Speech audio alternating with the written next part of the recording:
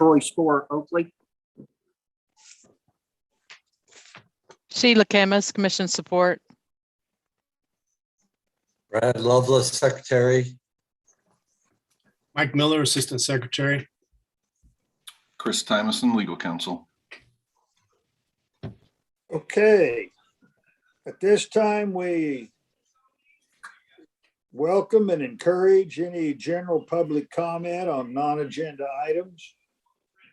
Is there anybody in the audience that has anything they'd like to talk about that's not on the agenda?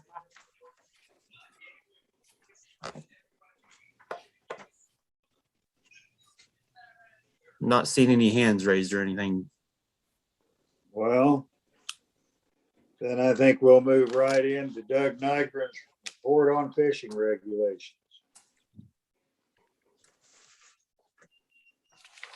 Commissioners, this is Doug Nygren, Fisheries Division Director.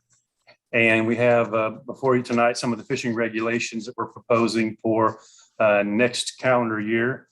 The first topic would be our reference document, and that document is where we implement regulations that differ from the statewide regs. And we've gone over these before, but I'll go through them again fairly quickly and answer any questions you might have.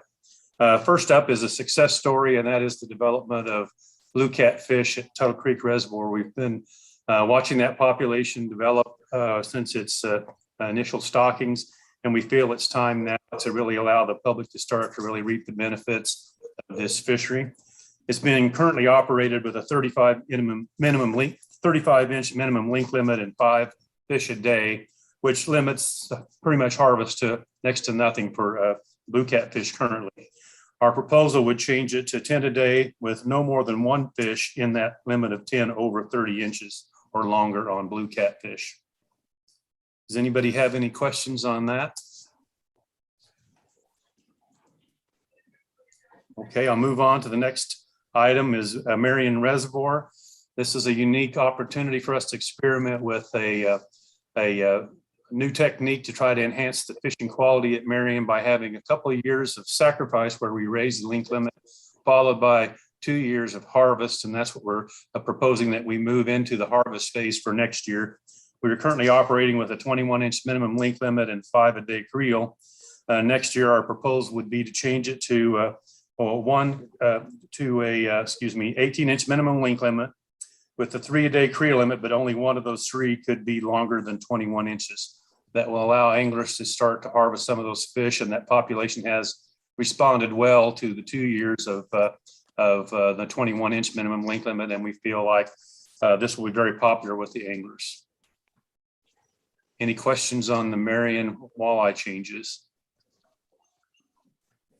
Next up is Cedar Bluff Reservoir. We implemented a 21-inch minimum length limit on walleye at Cedar Bluff, and we've had some issues there related to a shortage of forage from issues that were brought up by environmental conditions, not necessarily because of the length limit change. We've had some problems with gizzard shad reproduction related to aquatic vegetation die-offs in that lake. So we're proposing next year to maintain the 21-inch minimum length limit, but will allow anglers to keep up to 2 fish 15 inches, but fish more than 15 inches, but less than 18 inches in length in their daily creel. That will allow some harvest of these smaller fish for people that were concerned about the large 21-inch minimum length limit, and will take a little bit of pressure off of the forage for next year. Any questions about the change at Cedar Bluff? Looks like Troy has a question. Yes. I do not. I don't know why I would lower I'll lower. I lowered it for you. Okay, I'll move on then. This is Doug Nygren, Fisheries Division Director. Next one up is Bartlett City Lake. We're adding a 15-inch minimum length limit and a 5 a day creel on channel catfish. Parsons West Pond, adding a 15-inch minimum length limit and a 5 a day creel limit on channel catfish. Bone Creek Reservoir, I might talk a little bit about this one. There's been some concern locally at Bone Creek with the change in the quality of largemouth bass fishing. Everybody can see me. Some of my screen seems to be frozen. Are you hearing me okay? Yep. Okay, good. Okay. So we are really refocusing our efforts at Bone Creek to try to do everything we can to enhance the largemouth bass population. It was hit hard by largemouth bass virus. We had been stocking saugeye, and some of the anglers were concerned that the saugeye might be contributing to the decline of largemouth bass. And in response to locals, including the owner of the lake, the Public Wholesale Water Supply District, we've decided to suspend saugeye stockings and then focus in on enhancing the largemouth bass population moving forward. So we're going to change from the slot length limit, which was 13 to 18 on black bass, on largemouth bass. We're changing that to an 18-inch minimum length limit to give some more protection to the bass that we still have in the lake. And then we're also looking at increasing the creel limit on saugeye, which is currently 2 per day. We're going to increase that to 5 a day, and we plan to suspend stocking of saugeye at Bone Creek Reservoir. The largemouth bass virus has been a real problem for us down there, but also the lake is starting to show its age. It's been a really great bass fishery since its inception, but it is starting to see what we see in a lot of lakes as they get older, the productivity goes down. I would still say it's a good bass fishery, but it's just not what it was 5 or 10 years ago. So we're hopeful that we can sort of stem the tide of decline and start to restore that population back to what the anglers are used to having there. Any questions on Bone Creek? Commissioner Ryder, I did, Doug, I had a call the other day.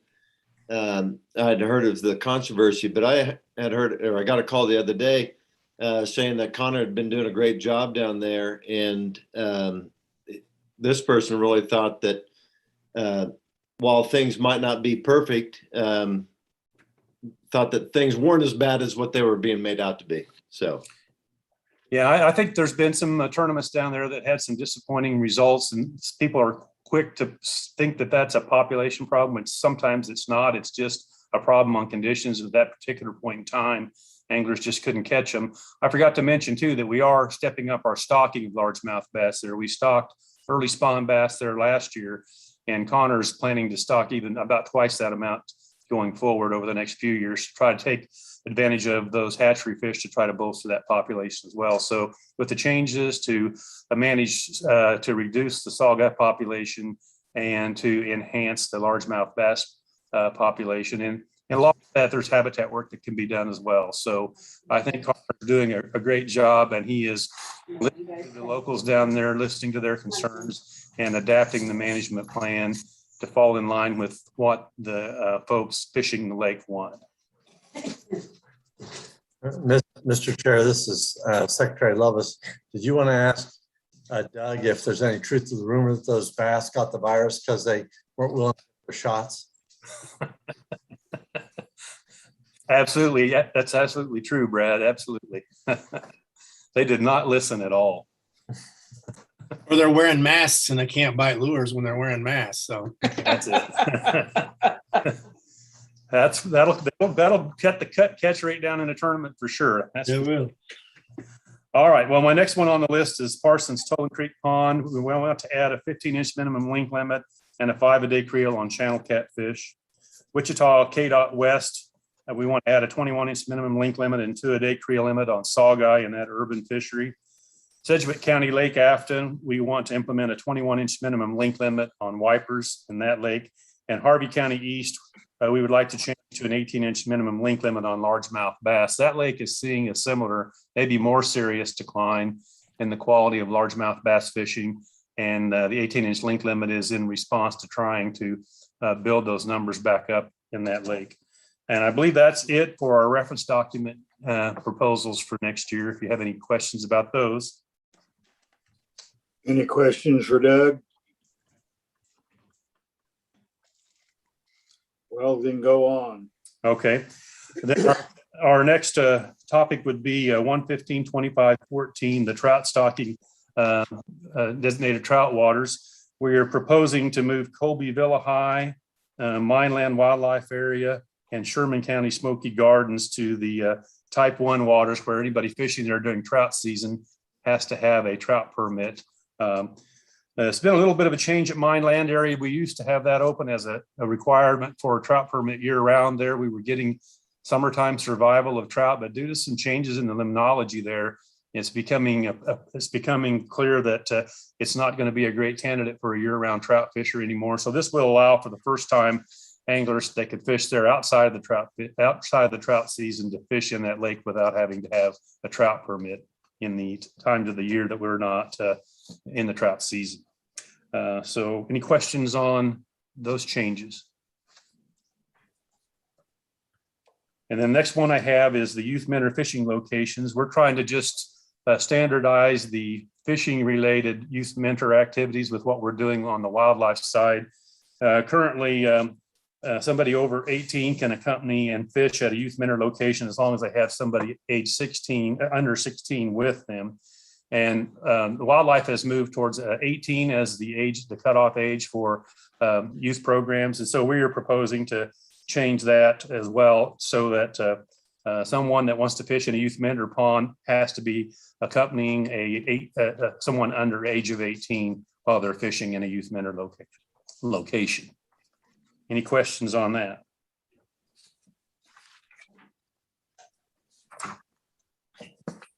And if not, I'm going to turn it over to Chris Steffen to talk about the commercial sale of bait fish.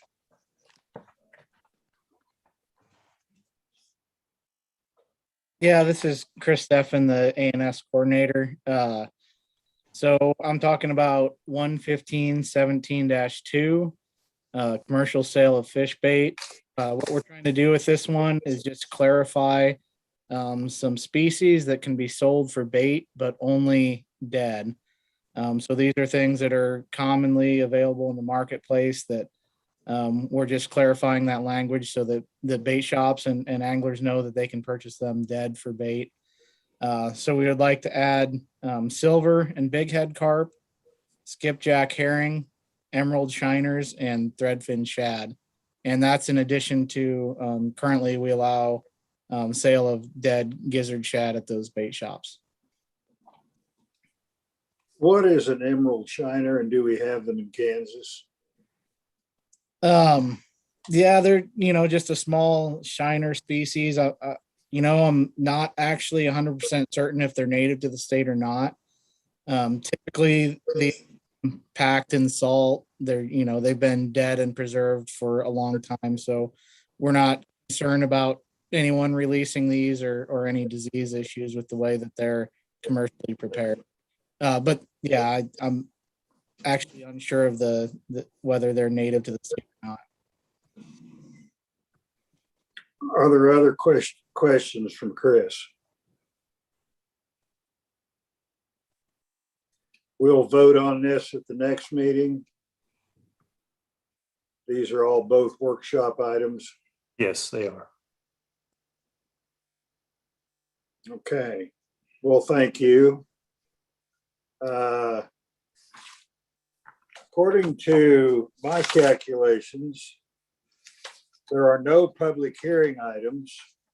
There's nothing else on the agenda. Do we have any housekeeping things we need to set up? Do we need to set future meetings, Sheila? I have March is the last one I have set up. I have Topeka, but I don't have a location yet. I'm still looking. So if you can come up with any ideas for me, Gerald, you might send them my way. Okay. The couple I tried were booked on that particular day, and the Natural History Museum or the Historical Society is down still for renovation. So my standards are booked, so I'm still looking. All right. Didn't we talk about April for Beloit and Ringneck Ranch? We did talk to Keith Houghton about that. We hadn't talked to the commissioners, of course, yet, but that's our thought. This will be the fourth time we've tried to meet there. Beloit's not having very good luck. Well, I think that would be a good thing to try again. Okay. He's invited us a lot. Right. Chris will have to pick a date. I was looking at the 28th. Sheila, would you mind going down the locations and future dates? I will. Right now, we have November 18th, and at this time, we still have at Oakley at the Buffalo Bill Cultural Center. January 13th in Emporia at the Emporia State University Aquatic Research and Outreach Center. March 31st in Topeka, and like I said, I was still looking for a location, and now April 28th for Beloit. Mr. Chair, Secretary Yes. Love's offer that Sheila, we can talk with you about Topeka locations also, along with Harold. We have lots to choose from. So if we Okay. visit about that, we can come up with some good options. Okay, I appreciate that. All right, is there anything else to come before the group this evening? I'm getting us out of here pretty early, but I'm not sure that it's anything to do with me. We just had a light agenda. Mr. Chairman, Mike Miller, I think if Chris Steffen's still on, he ought to tell us about his recent grand slam he took hunting. Yeah, let's hear it. I can. Some of them are some more of our more unusual and underhunted species. Had a day teal hunting where I got both a blue and a green wing teal. But while I was in the marsh, I actually got a Sora rail and a snipe to go with. And then I visited the dove field on the way out and got a dove too. So five little early season birds, and can't say I've done that before. That's pretty good. The new grand slam, I like it. All right. There is a Virginia rail you can get too, but I've only shot one in 10 years of trying in the state. So maybe if I visited the bottoms a little more, we could add that one to the slam. Well, good job. We encourage you to try to get the six slam. So I guess that's all we have this evening. Thank you all for your time. Thank you, audience. And I'm going to adjourn the meeting. Meeting adjourned. Thanks, Commissioners. Yeah. Bye, everybody.